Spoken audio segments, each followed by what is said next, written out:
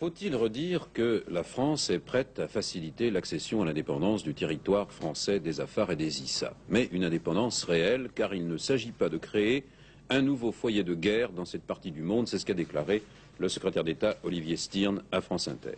Actuellement, pour établir ce processus de passage à l'indépendance, la France s'appuie surtout sur M. Ali Aref, le président du Conseil de gouvernement.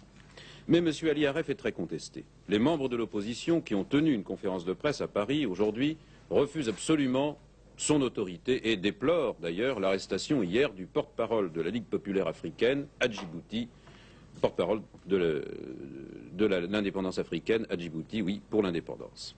Mais François Mitterrand, le secrétaire général du Parti socialiste, s'en prend, lui personnellement, à Ali Aref. Il est, dit-il, une créature de l'administration coloniale. Il ne représente plus guère que lui-même. Et il ajoute, en dépit du soutien institutionnel qu'il continue à recevoir du gouvernement et des troupes métropolitaines. Voilà dans quel climat passionnel va se préparer l'indépendance de Djibouti. Vous allez entendre successivement une autre personnalité marquante de Djibouti, M. Hassan Gouled, et puis M. Ali Aref, le président du Conseil du gouvernement si contesté. Nous voulons d'abord commencer par une manière pacifique. Et vous auriez les moyens de cette lutte armée? Mais puisque nous demandons notre indépendance par toutes les manières, en commençant d'abord pacifiquement, si vraiment la situation nous obligeait de faire la lutte pour ce territoire, pour en avoir son indépendance, c'est ce qui sera fait. En ce qui concerne 67, le référendum de 67, nous n'avons pas digéré jusqu'à présent dans la façon que le référendum fut fait. Parce que nous plaignions, c'est là ça a commencé de notre opposition, ce qu'on appelle le bourrage des urnes. Il n'y a jamais eu des élections libres dans ce territoire depuis 1962.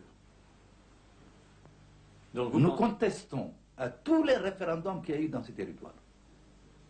Vous pensez donc que la population de Djibouti, enfin de tout le territoire, serait massivement pour l'indépendance? Pour l'indépendance.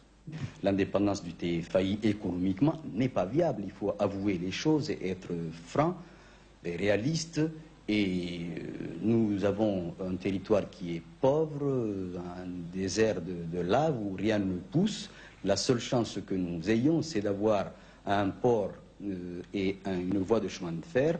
Et si vous voulez, nous avons une économie de service qui est une économie très fragile, qui a besoin d'une stabilité politique, qui a besoin de confiance. Et si également nous voulons diversifier notre économie, par exemple faire une économie basée sur une place financière, par exemple, en maintenant le franc Djibouti qui est une monnaie forte, ceci est possible dans la mesure où on nous facilite les choses. On a certes besoin de l'appui ou plutôt de la neutralité totale de nos deux grands voisins pour réaliser tous ces projets. Mais nous avons besoin également d'une puissance extérieure, dirais-je, pour garantir certaines choses, et pourquoi pas la France, qui est avec nous depuis plus d'un siècle, et pendant que les Russes sont en Somalie, je ne vois pas pourquoi on me critiquerait de garder la France chez moi.